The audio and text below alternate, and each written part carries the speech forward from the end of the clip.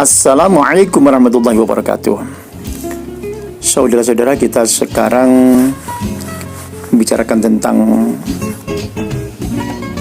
tinjauan yuridis kawin kontrak dan akibat hukumnya dalam perspektif hukum Islam dan hukum positif Indonesia.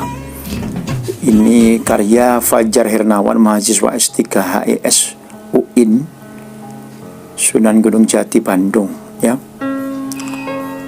Terutama ini masalah yang ada di wilayah Kabupaten Bogor maupun Kabupaten Cianjur, karena banyaknya wisatawan domestik dan mancanegara, ya, khususnya dari Timur Tengah. Umumnya mereka itu menjadikan kawasan Puncak sebagai apa? Destinasi favorit untuk wisata. Namun tidak jarang bagi mereka yang jeli melihat peluang bisnis menjadikannya sebagai ladang bisnis atau usaha. Sehingga kehadiran para wisatawan tersebut pada satu sisi memiliki dampak positif, yaitu ikut menggeliatkan perekonomian masyarakat di kawasan itu. Namun pada sisi lain, berdasarkan beberapa kajian, muncul adanya beberapa fenomena sosial yang dikeluhkan masyarakat dan telah menjadi perhatian masyarakat luas, bahkan hingga luar negeri. Di antaranya yaitu maraknya praktek kawin kontrak. Dan menurut beberapa hasil kajian, kawin kontrak dinilai sebagai bentuk prostitusi terselubung karena tidak terpenuhinya syarat dan rukun nikah, baik secara hukum agama maupun peraturan perundang-undangan. Dan perlu diketahui bahwa praktek kawin kontrak ini pada dasarnya tidak sejalan dengan prinsip hukum perkawinan di Indonesia. Kawin kontrak itu merupakan praktiknya perkawinan yang bertentangan dengan konsep perkawinan yang ada di dalam Undang-Undang Nomor 1 Tahun 1974 tentang perkawinan. Apa isinya? Dalam Undang-Undang Perkawinan disebutkan bahwa perkawinan itu ialah ikatan lahir batin antara seseorang pria dengan seorang wanita sebagai usaha istri, sebagai suami istri, maksudnya gitu, ya, yang bertujuan untuk membentuk keluarga rumah tangga yang bahagia dan kekal berdasarkan ketuhanan yang Maha Esa. Jadi dapat diketahui beberapa tujuan perkawinan, yaitu untuk memperoleh kehidupan sakinah yang dilandasi oleh mawaddah dan rahmah, untuk reproduksi, untuk regenerasi, dan juga untuk pemenuhan kebutuhan biologis, untuk menjaga kehormatan dan untuk ibadah tentunya. Saudara-saudara, adanya penyimpangan dari praktek kawin kontrak terhadap norma-norma hukum dan tujuan dari perkawinan itu sendiri sebenarnya sudah diketahui oleh masyarakat luas, ya, dan stakeholder yang terkait. Seringkali juga aparat penegak hukum dan pemerintah daerah melakukan operasi penegakan hukum untuk memberangus prostitusi berkedok wisata tersebut. Akan tetapi upaya yang telah dilakukan itu tidak bisa menghilangkan fenomena sosial tersebut, bahkan disinyalir saat ini semakin tumbuh subur dan dengan memanfaatkan media sosial sebagai sarananya. Tidak menuntut kemungkinan nanti bisa berkembang ke daerah-daerah. Di daerah lain mungkin sudah ada juga, ya. Nah, ini tugas kita sebagai penyuluh, sebagai guru, sebagai tokoh masyarakat, tokoh agama. Bagaimana ini mensosialisasikan, ya, memahamkan kepada masyarakat tentang praktek kawin kontrak, ya. Ini dampaknya, efeknya, ya. Dan juga, ya, ini bertentangan juga dengan norma hukum dan norma agama, ya. Nampaknya kita harus lebih masif, ya, sosialisasi, memberikan penjelasan dan pemahaman yang berkelanjutan tentunya. Jangan sampai hanya karena kepentingan ekonomi semata menjadi kesenangan materialistik, konsumtif, ya. Akibatnya ya melanggar norma-norma hukum, ya, mengikis kesakralan lembaga perkawinan dan merusak tatanan masyarakat tentunya, ya. Rekan semuanya dan juga pemerhati, bahwasanya mut'ah, ini ini dalam tulisan bahasa Arab ya, ini dalam pengertian bahasa Arab. Mut'ah itu artinya apa? Uang ya, barang dan sebagainya yang diberikan suami kepada istri yang diceraikannya sebagai bekal hidup, penghibur hati bekas istrinya. Ini pengertian pertama ya. Ada beberapa pengertian. Pengertian yang kedua adalah mut'ah. Itu apa? Kesenangan mutlak yang dijadikan dasar hidup bagi laki-laki untuk mencapai keinginannya, hawa nafsunya, birahinya dari wanita tanpa syarat.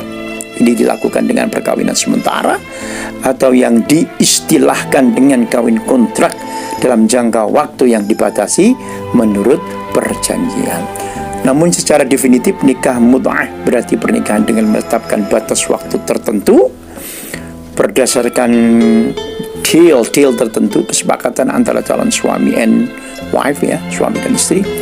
Bila habis masa waktu yang ditentukan ya, maka keduanya dapat memperpanjang atau mengakhiri pernikahan tersebut sesuai kesepakatan semula.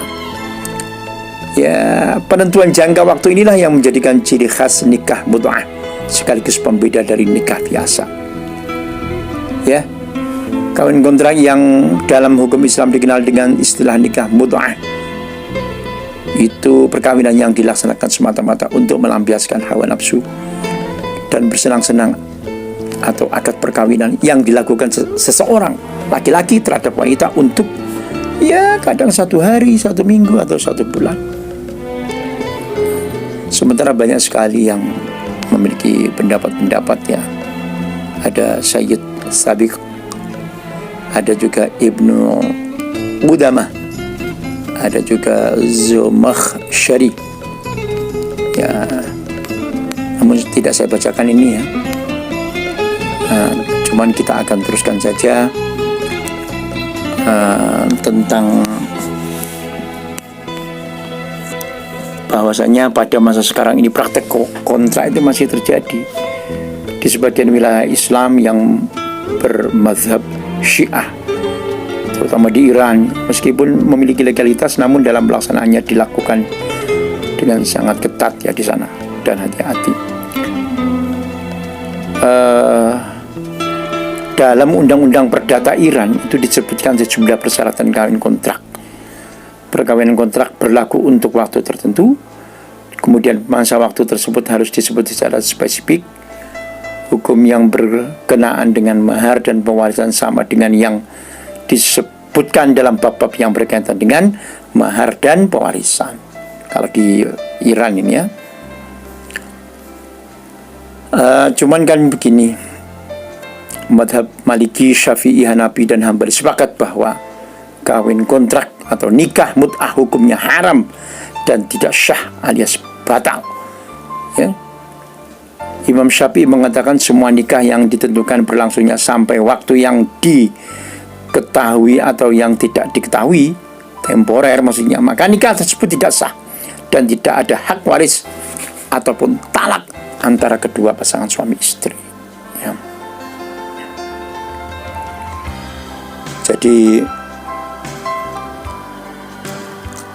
kandungan surat An-Nisa ini begini, ada perbedaan pandangan terhadap kawin kontrak ini, diantaranya ya disebabkan karena perbedaan pemahaman tentang kandungan surat An-Nisa ayat 24 yang berbunyi A'udzubillahi minasyaitonirrajim, bismillahirrahmanirrahim, wal muhsanatu minan nisa'i illa ma malakat aymanukum kitaballahi alaikum wa uhilla lakum ma wara'a dhalikum an tabtahu bi amwalikum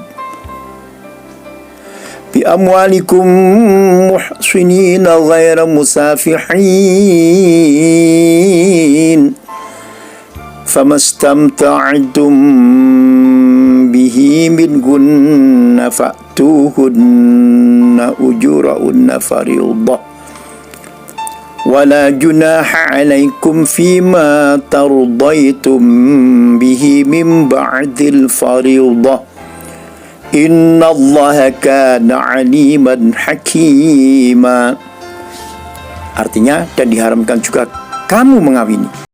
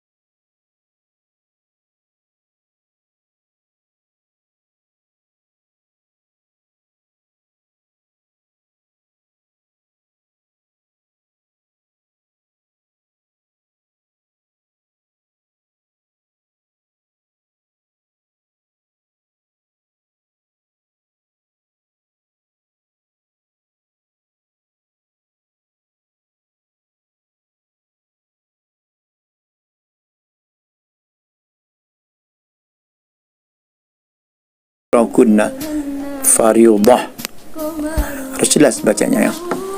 Kata ujrah yang oleh mayoritas mufassirin, ahli tafsir maksudnya ya, mufassirin itu ahli tafsir, diartikan sebagai mahar oleh kalangan yang membolehkan kawin kontrak, atau nikah mut'ah diartikan sebagai biaya kontrak yang merujuk pada konsep kawin kontrak. Nah, itu selain ayat di atas, perbedaan juga terjadi karena berbeda dalam memahami hadis-hadis tentang kawin kontrak tersebut. Nah, gitu. Namun kita langsung mengarah kepada hal-hal lainnya seperti apa dari praktek yang umum terjadi dapat disimpulkan ya, ini menurut ya pengarang atau penyusunnya, dapat disimpulkan bahwa nikah mut'ah atau kawin kontrak ya, ikut pakai ain ya, mut'ah, seperti itu. Mut'ah pakai ta ya, atau kawin kontrak ya, itu mempunyai ciri-ciri ijab qabul menggunakan kata-kata nikah atau dengan kata mut'ah ya, tanpa wali, tanpa saksi, ada ketentuan dibatasi waktu, tidak ada waris mewarisi antara suami istri, tidak ada talak ya, ini seperti itu. Suatu perkawinan yang dilakukan dengan tanpa wali dan saksi adalah batal. Karena apa? Wali dan saksi termasuk ke dalam rukun perkawinan.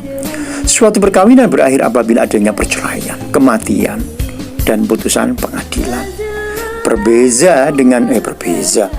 Berbeda dengan kawin kontrak yang akan berakhir jika batasan waktu yang telah disepakati telah habis dan tanpa adanya talak.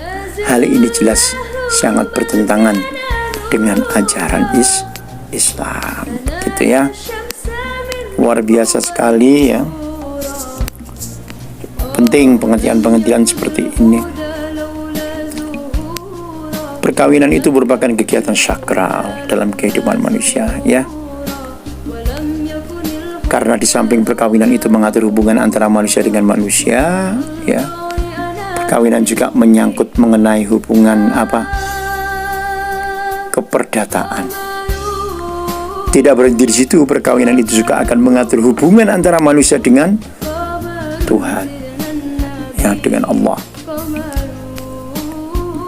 Jadi dengan kata lain, perkawinan tidak hanya mengatur hal yang lahiriah aja, namun juga mencakup hal batiniah bagi para pihak yang melaksanakannya ya.